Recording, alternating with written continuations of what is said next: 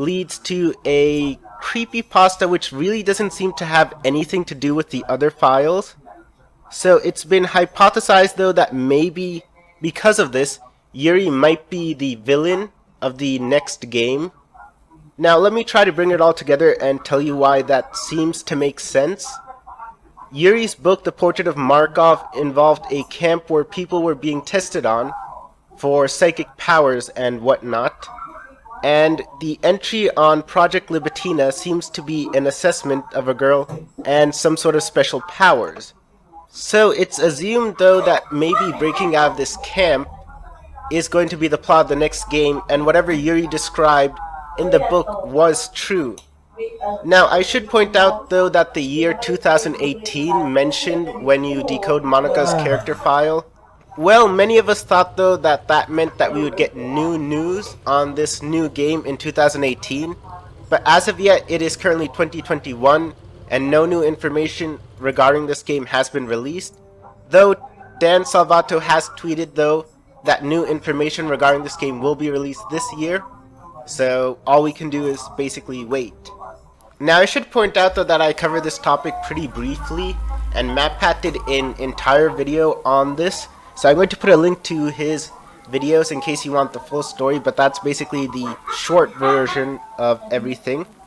The next entry is special poems. There are a total of 12 special poems, and whenever you start the game, 3 are chosen at random to be shown to you. Now, I am going to talk about some of them later on, but let's talk about this one first. It's completely blacked out, but you can change its brightness, and once you do, it mentions 2 characters, namely Elisa and Renier, who are never mentioned anywhere else in the game, so it's theorized though that those 2 will be characters in the new game that Dan Salvato is making. Now the next entry is related to Easter eggs in the file, and I've already talked about them, but once again I'd like to point out that Yuri's character file seems to lead to a creepypasta, which seems to have nothing to do with other character files, and it's because of this though that since she's kind of different, in the same way though that Monika is kind of different in this game, I think that maybe Yuri might be the villain of the next game, but again that's just a theory. The next entry is the Reddit AMA. Dan Salvato did an Ask Me Anything, which is what AMA stands for those who don't know, a while back, and I will include a link in the description to that. You can read it. DDLC Plus was a project in which Team Salvato was trying to port DDLC to various platforms, officially by the way. There are some fan ports out there, but ultimately DDLC Plus has never come to fruition. The next entry is of course related to this regarding unofficial DDLC ports.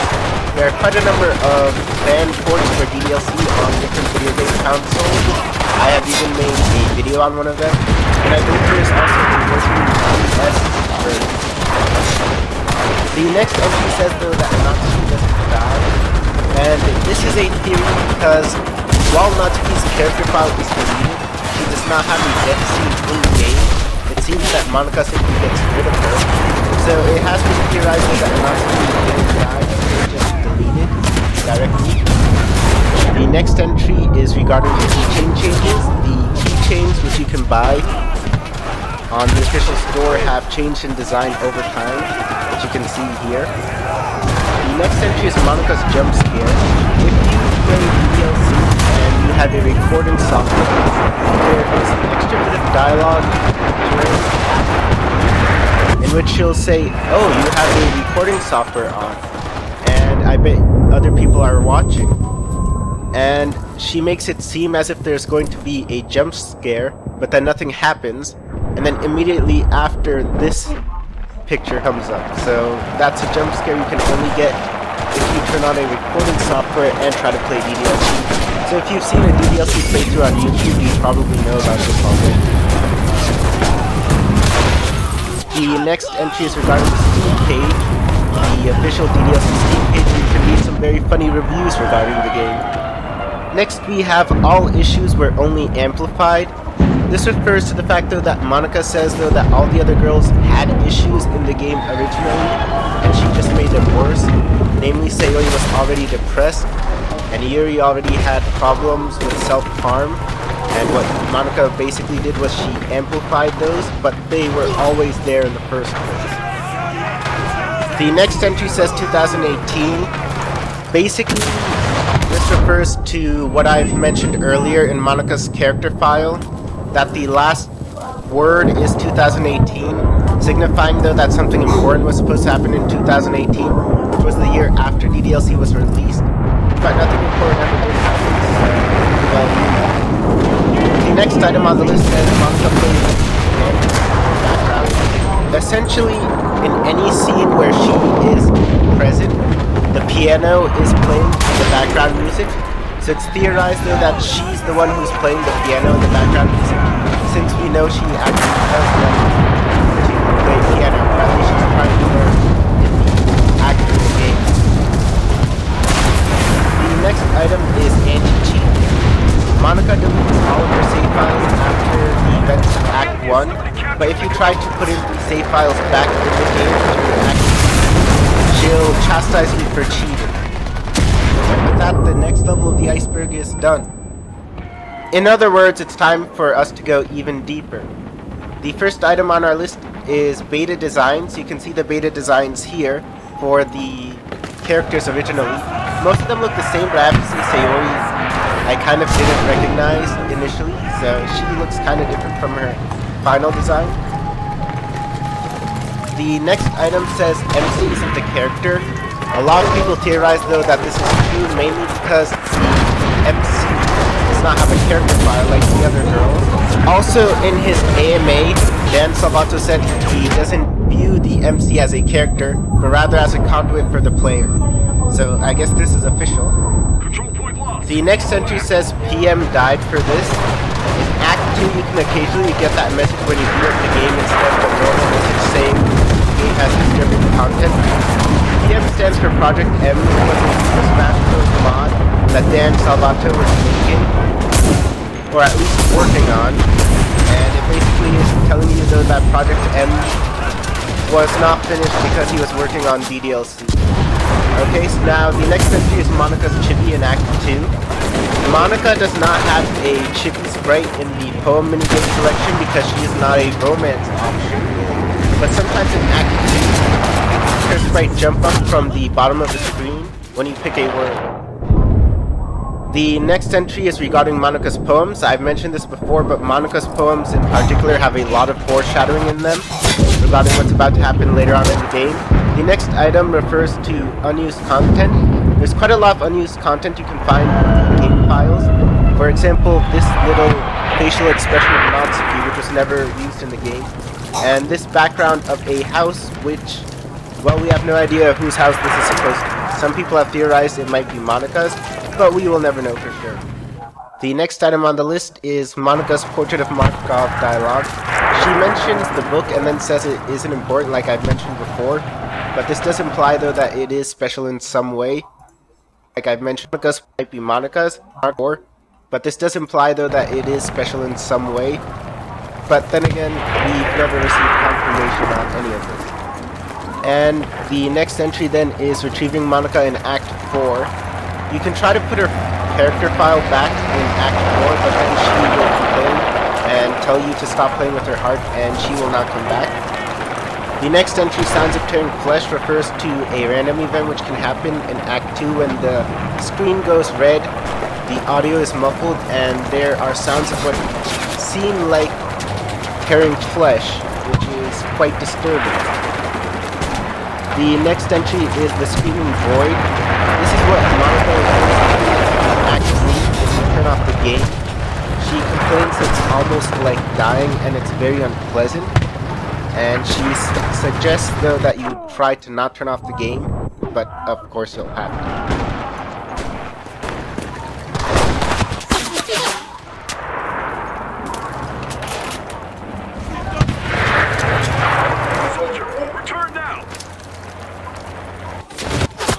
Alright, the next entry is Monika's brother's canon. That's self-explanatory since it is managed by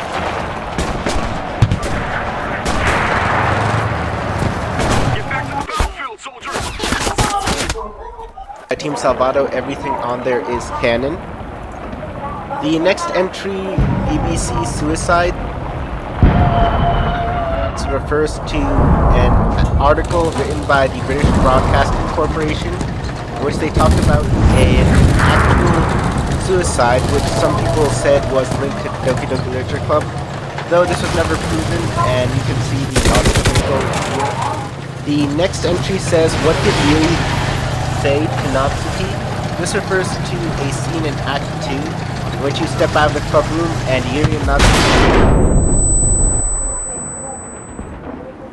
seem to argue, and then Natsuki runs out of the club room, and it's never mentioned what Yuri said to Natsuki, but she seemed quite upset at it. I mean, Natsuki leaves the room crying, so Yuri must have said or done something really mean, but Monika causes her to forget about it the next day, so I guess we'll never know. The next item is the ghost menu, which is something you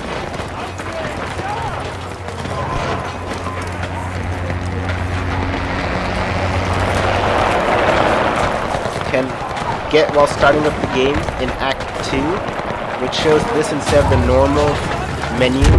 The next entry is Sayori in Act 2. Sayori makes a couple of appearances in Act 2, some of them are glitches, and also initially, when you start the game, Sayori appears, but she's glitched out. The next entry comments on anime culture is dialogue by Monika in which she calls out how anime has unrealistic depictions of women, and again, this is more of the meta commentary that DDLC is known for, and Dan said it was his way of calling out anime. The next entry is randomized glitches. There are lots of glitches in Act 2, and I'll provide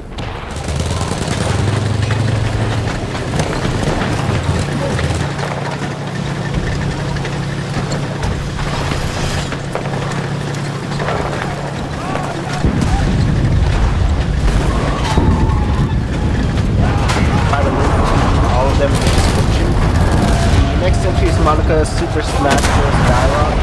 Even Monika mentions Super Smash Bros. She said she's not interested in why she said that. But again, this is a message, and somebody needs to know. The enemy is rushing the control point.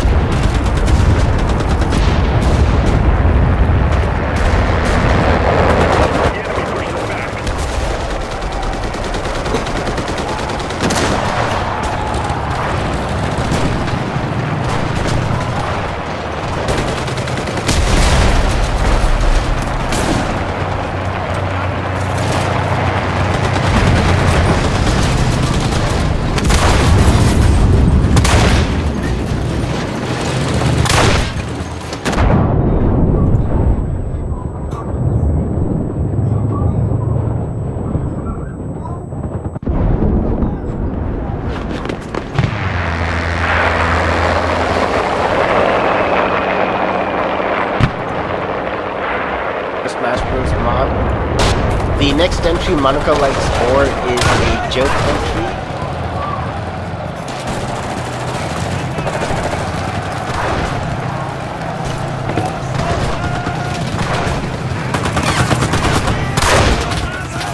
In which Monika in Act 3 says she could just keep you up. So yeah, that's just a joke. The next entry which says K-On! Inspiration. This refers to the fact, though, that Dan Salvato has said, though, that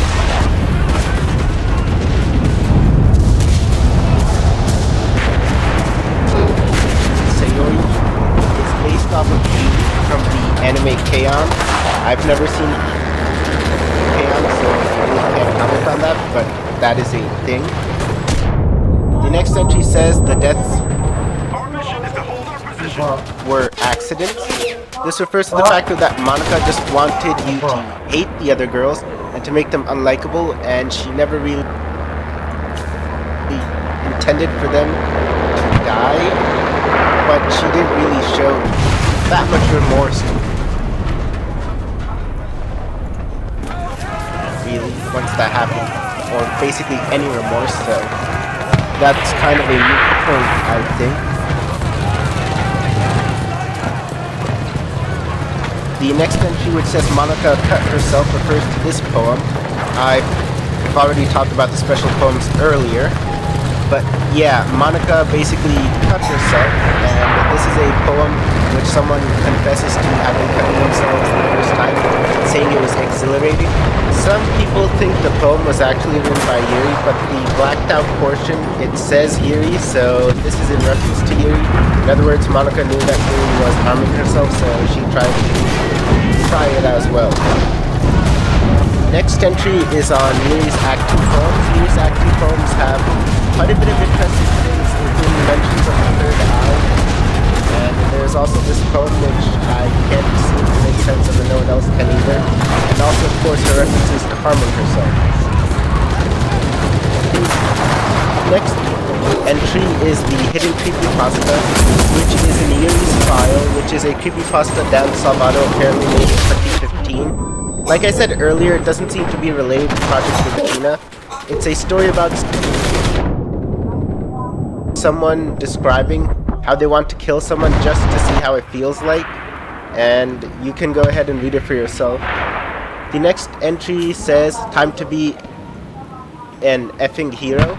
This is the last line. If you take Monika's character file and then extract information from it just before the year 2018, that's a line which appears. So it appears to be a call to action to you for the other game which Team Salvato is making, in which it appears Monika will be the protagonist, and you'll be helping her, well, do whatever. I'm guessing save the other girls, or whatever. We don't really know the plot of the next game. The next entry says the posters are connected. This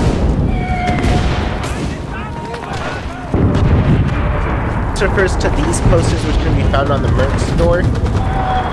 As you can see, there are red strings hanging around all of the girls except for Yuri. As a matter of fact, the strings seem to be coming from Yuri. So this has been theorized to symbolize the fact that Yuri has trapped the other girls in this other game. Again, sort of pointing to the fact though that Yuri will be the villain of the next game. Next entry says Monika is bi. This mainly refers to the fact though that Monika says she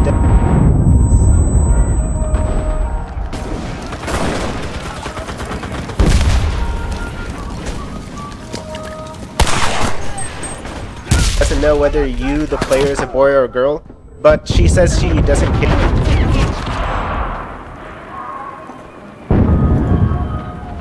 And she wants to be with you. So yeah, that's canon. The next entry says all Dokis are just as real as Monika. When you get rid of Monika, Sayori becomes the president and she becomes self-aware. So it appears that whoever is the president is self-aware automatically. The enemy is trying to take the control point.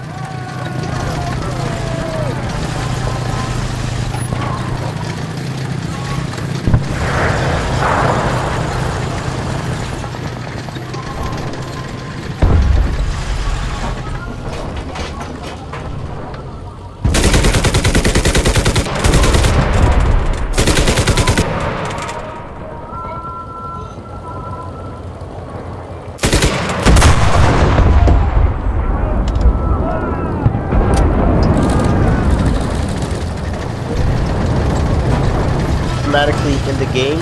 Therefore, technically speaking, all of the girls could be self-aware, just like Monika. If Monika and then Sayori were removed, then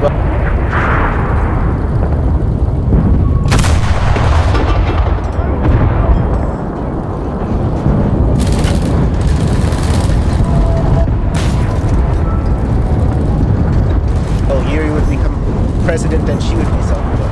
So theoretically, at least all of them are self-aware.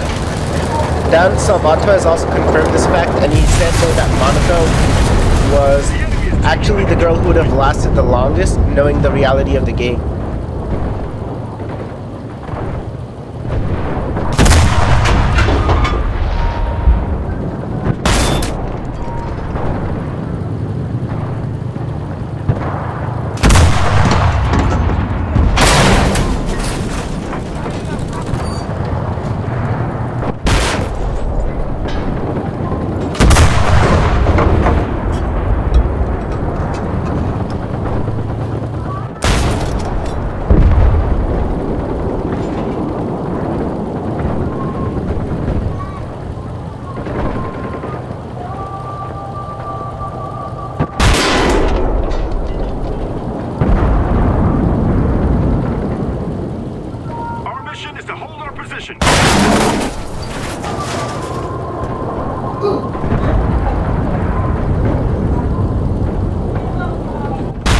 For breaking, basically. Next entry asks what is outside the space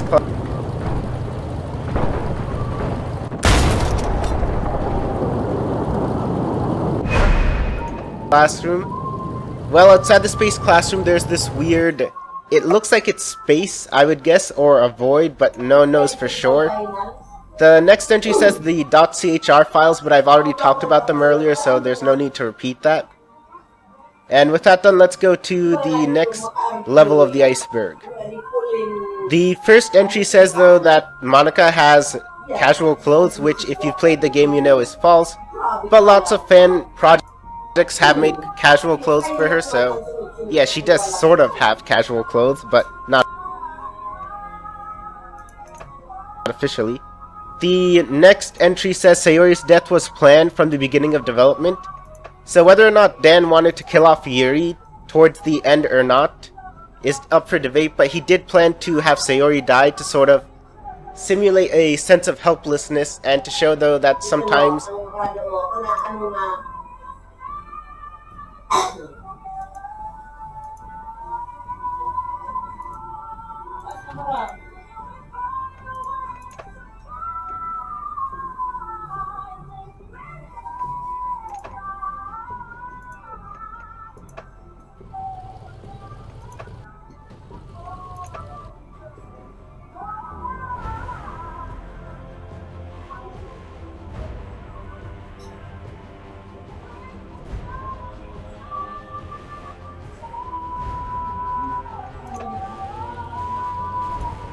there's nothing you can do.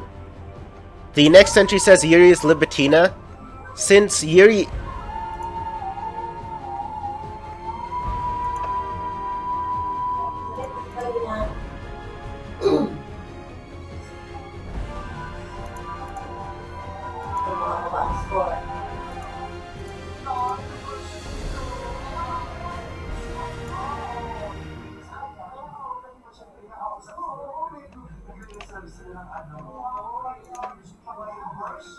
is compared to the girl within the book of the Portrait of Markov, and the other evidence such as the poster which I've gone over, it does seem likely that she is the girl which is talked about in the game, or at least in the future game, but we can never know for sure. The next entry is the Portrait of Markov, which I have gone over already. It's a book in the game. In case you've forgotten the plot, it's mainly about a girl who discovers people from a camp where they are essentially trying to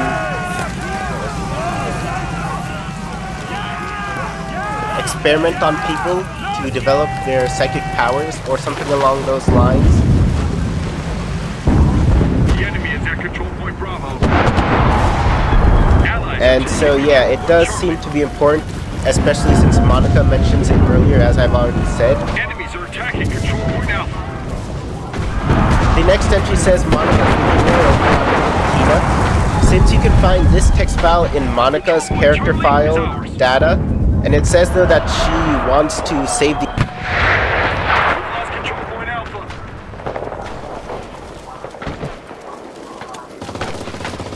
others, it does seem possible though that she might be the main character.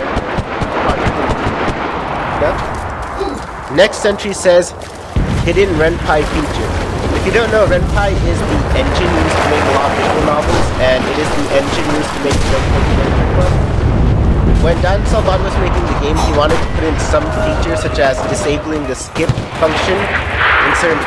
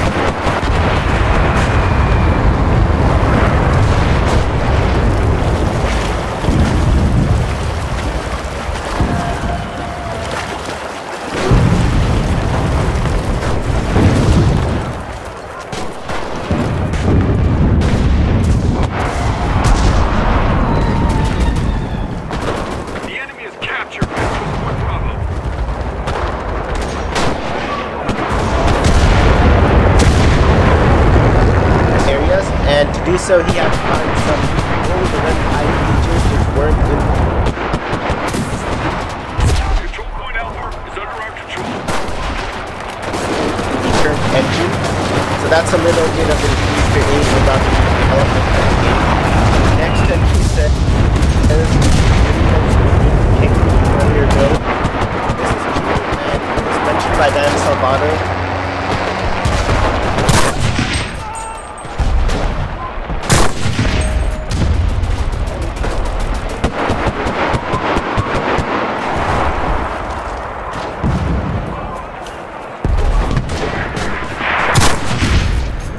Regarding the development of the game, but he changed it so that he would mention like our Control points. Keep it up.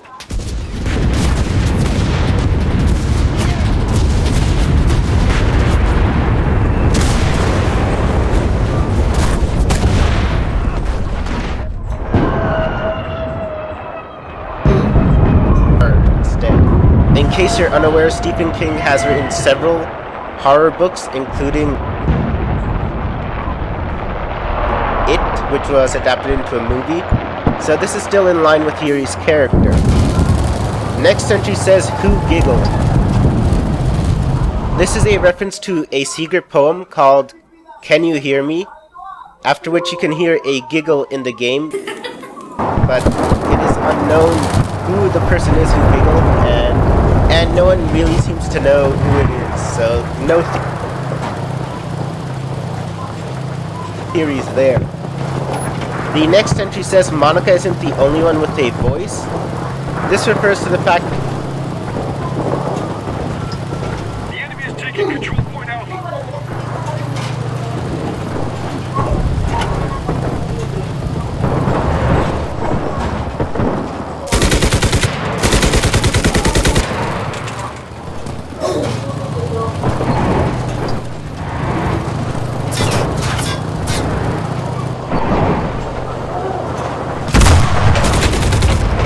that while Monika does speak towards the end of the game, you can still hear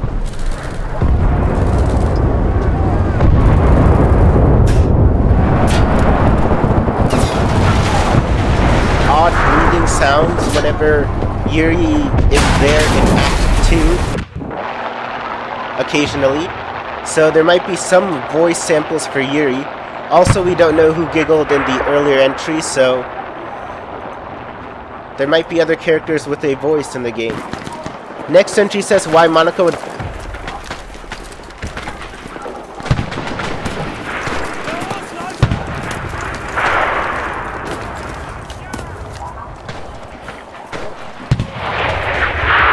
love you in real life. In his AMA, Dan Salvato said though that Monika would love you in real life. We hold all the control points. Keep it up.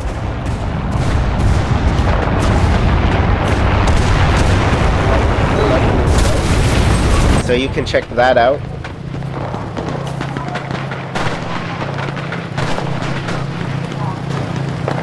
Next entry says Monika's eyes represent envy. This is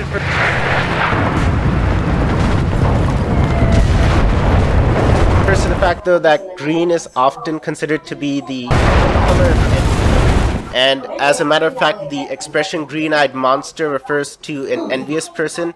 And Monika is kind of often considered yourself. So you can check that out. Next entry says Monika's eyes represent envy. These are your entries, so there might be other characters with a voice in the game.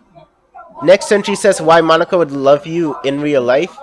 In his AMA, Dan Salvato said though that Monika would love you in real life if you love yourself. So you can check that out. Next entry says Monika's eyes represent envy. This refers to the fact though that green is often considered to be the color of envy. And as a matter of fact, the expression green-eyed monster refers to an envious person. And Monika is kind of envious of the other girls because they do get their own routes, and she doesn't. The next entry says third eye. Now the third eye is mentioned several times in the game. For example, it's mentioned in Yuri's Act 2 poems, and it is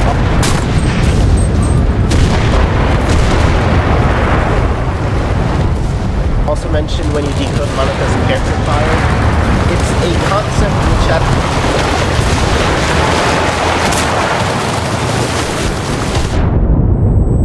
The enemy is captured. Control point Charlie. Has existed before DDLC. It refers to a, well, you know how people have two eyes. Allies are at control point Bravo.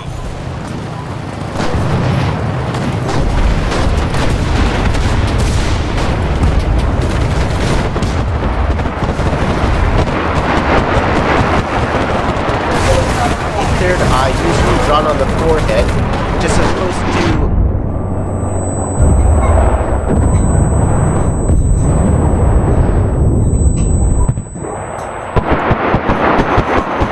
able to see into the spirit realm, or essentially grant you supernatural powers, which is a subject of Project Libitina and of the Portrait of Markov.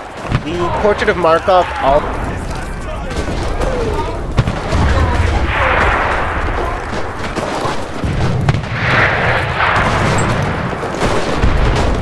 team is at control point Bravo.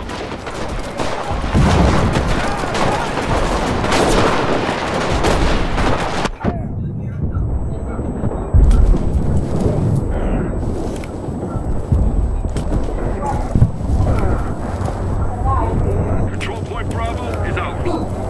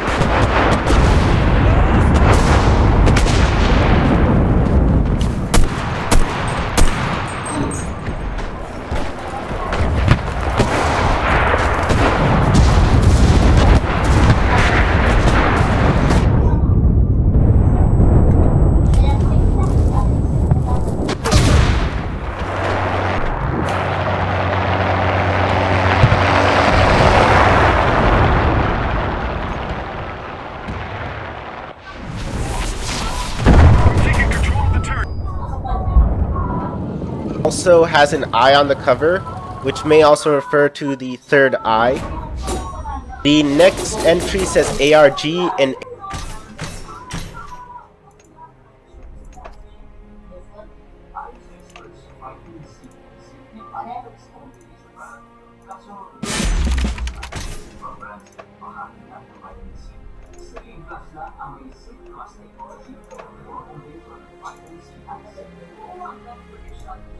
ARG is an alternate reality game. It is a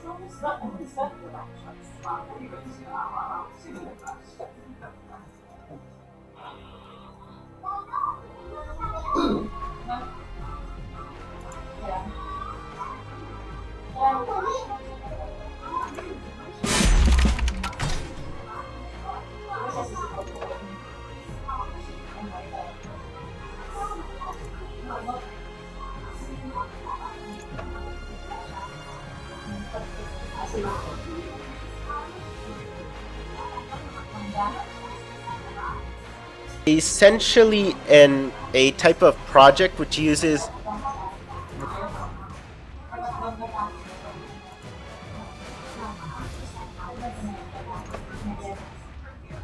real media in order to communicate a story. And lots of DDLC mods have them, including DDLC The Good Ending.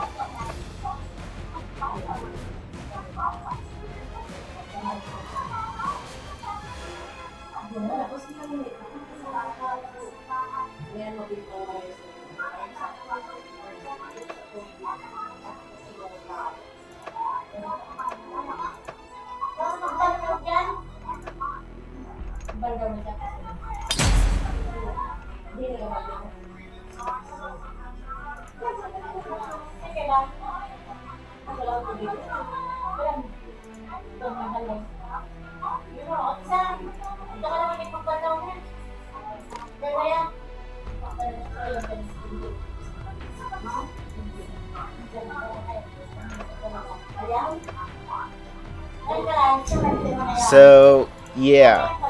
ARGs are also mentioned in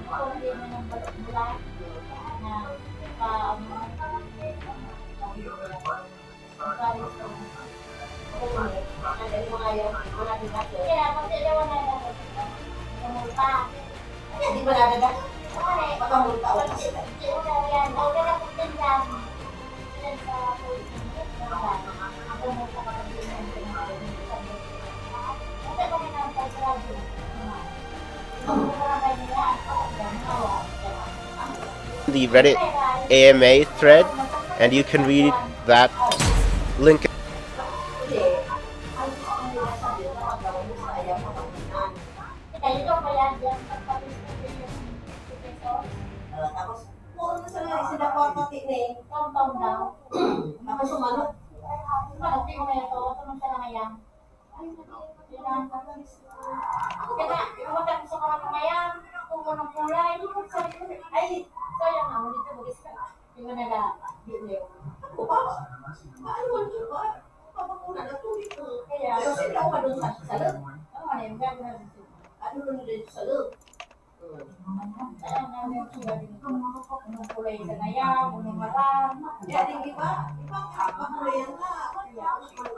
In the description. Next entry says Yuri held the wrong knife. Basically, when Yuri stabs herself, she's holding a kitchen knife. Though Dan Salvato says it's supposed to be a designer knife and it shouldn't be this. So this is an art error. Also, this isn't the only art error involving Yuri. If you